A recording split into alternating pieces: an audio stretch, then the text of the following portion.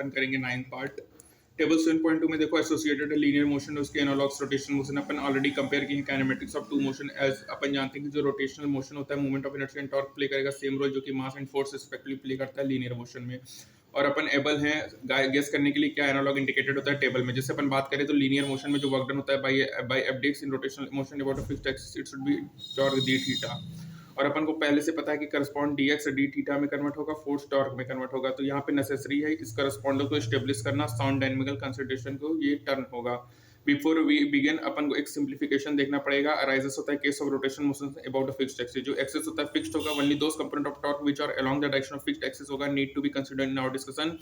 और only this component cause body rotate करेगा about the axis. एक कंपोनेंट होता है टॉर्क का जो कि परपेंडिकुलर होगा एक्सिस ऑफ रोटेशन के, वो टर्न करेगा एक्सिस को from its position. Upon specify assume करेंगे यहाँ पे अराइज होगा necessary forces for constant to cancel the effect of perpendicular component of the external torque so the fixed position of the axis will be maintained.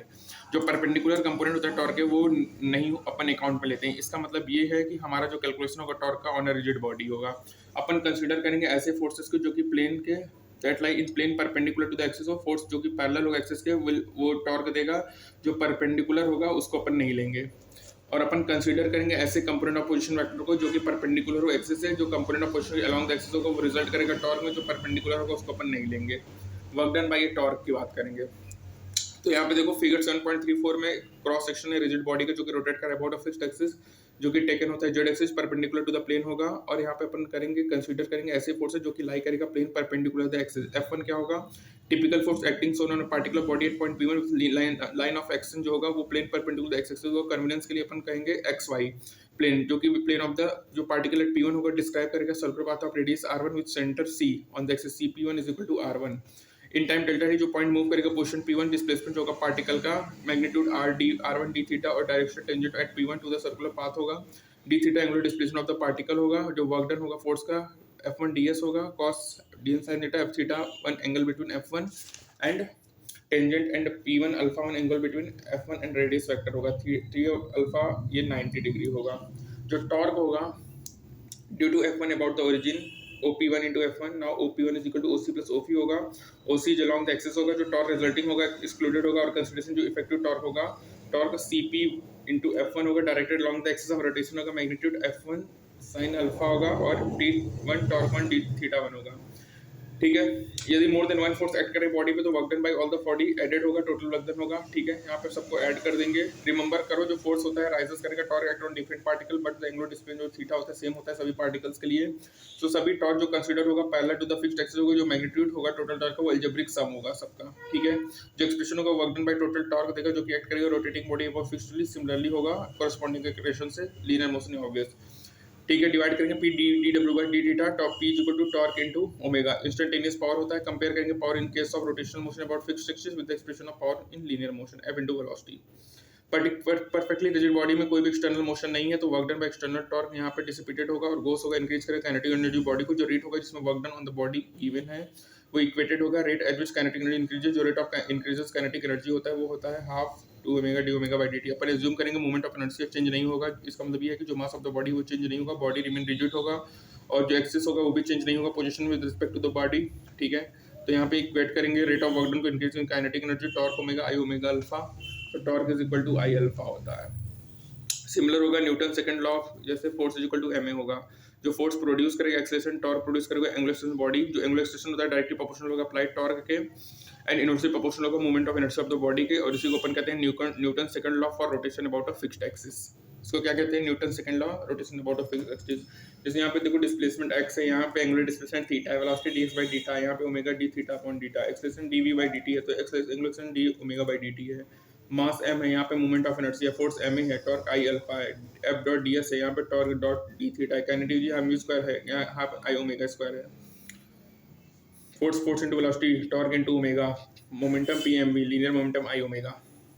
ठीक है, अब बात करेंगे angular momentum in case of rotation about a fixed axis. अपन ने 7.7 में पढ़ा कि जो एंगुलर मोमेंटम था सिस्टम का वो पार्टिकल्स के बारे में अपन पता है कि जो टाइम रेट होता है total angular moment of system of particles का अबाउट अ पॉइंट वो इक्वल होता है total external torque on the system का अबाउट द सेम पॉइंट।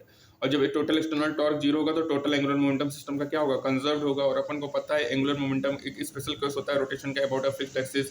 और जो जनरल एक्सप्रेशन होता है टोटल एंगुलर मोमेंटम का वो ये होगा। और कंसीडर करेंगे जो एंगुलर मोमेंटम है रोटेटिंग रिजिड बॉडी का, तो सम अप करेंगे कंट्रीब्यूशन ऑफ इंडिविजुअल पार्टिकल्स का और अपन को L of the whole body मिलेगा। ठीक है, यहाँ पे अपन को सबका समेशन करेंगे तो यहाँ पे L of the whole body मिलेगा।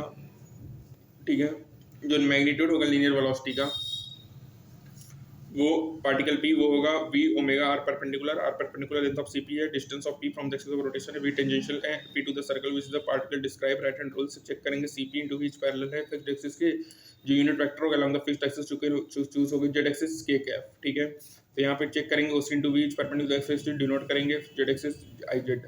अपन ने नोट किया जो आई जेड है पैरेलल होगा फिक्स्ड एक्सिस के, बट आई नहीं है। इन जनरल पार्टिकल जो एंगुलर मोमेंटम होता है I is not along the axis of rotation है, that is particle I and omega are not necessarily parallel. Compare करेंगे कॉरस्पॉन्डिंग फ्रैक्शन ट्रांजिशन से, तो particles P and V always parallel to each other होगा। For computing the total angular momentum करेंगे तो अपन add करेंगे contribute of the body को। ठीक है, यहाँ पे m1 मास है, वेलोसिटी है, c क्या है, circle describe by the particle. जो लास्ट स्टेप फॉलो करते हैं definition moment of inertia axis of rotation m1 r1 square. तो यहाँ पे L equal to LZ plus L perpendicular. जो रिजिड बॉडी होता है जो मेनली कंसीडर करते हैं इस चैप्टर में सिमेट्रिक होगा about axis of rotation, that is axis of rotation symmetric axis होगा। ऐसे बॉडी में एवरी पार्टिकल है वेलोसिटी होगा, अनदर पार्टिकुलर वेलोसिटी लोकेटेड होगा diametrically opposite on the circle होगा। ठीक है, टुगेदर सच फिर अपन कंट्रीब्यूट करेंगे 0 टू L परपेंडिकुलर और रिजल्ट होगा सिमेट्रिक बॉडी का 0 और हेंस होगा L equal to LZ equal to I omega के। बॉडी जो कि सिमेट्रिक नहीं है एक्सिस ऑफ रोटेशन का नॉट इक्वल LZ है, hence L does not like axis of rotation में। ठीक है, L कहेंगे LZ के बराबर, डिफरेंशिएट करेंगे fixed vector dl by dt, torque होगा torque is equal to dl by dt। अपन देखेंगे लास्ट सेक्शन में केवल वो कंपोनेंट एक्सटर्नल टॉर्क के एक्सिस ऑफ रोटेशन के लॉन्ग लेंगे। ठीक है, जो रोटेशन होगा fixed axis torque is equal to k cap L is equal to LZ plus L perpendicular होगा LZ वेक्टर के फिक्स्ड होगा। ठीक है, तो dl परपेंडिकुलर अपॉन dt 0 होगा, dl z upon dt torque के जो रोटेशन अबाउट फिक्स्ड एक्सिस जो कंपोनेंट होगा एंगुलर मोमेंटम का परपेंडिकुलर होगा कांस्टेंट होगा। ठीक है, तो यहाँ से torque is equal to I alpha आ गया, अपन ने पहले से ही डेराइव किया है वर्क काइनेटिक एनर्जी रूट को, torque is equal to I alpha. ठीक है, तो torque is equal to I alpha होता है, ये अपन को पता ही है वर्क काइनेटिक एनर्जी रूट से अपन ने देखा है। टॉर्क dl बाई dt होगा, L is equal to LZ plus L perpendicular होगा बच्चों। ठीक है, यहाँ पे पावर इज इक्वल टू क्या होता है, torque into angular velocity omega होगा। इससे power is equal force into velocity, तो फोर्स को टॉर्क से रिप्लेस कर दो वेलोसिटी को ओमेगा से, तो हो गया। ठीक है, यहाँ पे ये हो गया। उसके बाद F torque is equal to I alpha, जैसे force is equal to M A होता है। और जो अप्लाइड टॉर्क हो रहा है इसी को अपन क्या करें, Newton second law for rotation about a fixed axis. ठीक है, क्या कहते हैं, Newton second law for rotation about a fixed axis, ये इसका नाम है। ठीक है, डिस्प्लेसमेंट यहाँ पे angular displacement velocity dx by dt, angular velocity d omega d theta upon dt, acceleration dv by dt, angular acceleration d omega upon dt, force mass m है, moment of inertia I है, force m है, torque I alpha है, f dot ds है, r dot d theta है, kinetic half mv square है, I omega square होगा, force power force into velocity होगा, power torque into angular velocity होगा, linear momentum mv होगा और एंगुलर मोमेंटम होगा L is equal to I omega. L is equal to क्या होगा, I omega होगा। ठीक है, force torque is equal to I alpha, force is equal to M होगा, Newton second law for rotation about fixed axis होगा, displacement x है। ठीक है, ये हो गया तुम्हारा। उसके बाद तुमको बता ही दिया dynamic about a fixed axis. ठीक है, ये तुम्हारा 9 पार्ट कंप्लीट हुआ। अब अपन कंजर्वेशन ऑफ एंगुलर मोमेंटम और रोलिंग मोशन के साथ इस चैप्टर को बाइंड अप करेंगे। ठीक है, तो मिलते हैं नेक्स्ट टाइम में, तब तक के लिए थैंक यू।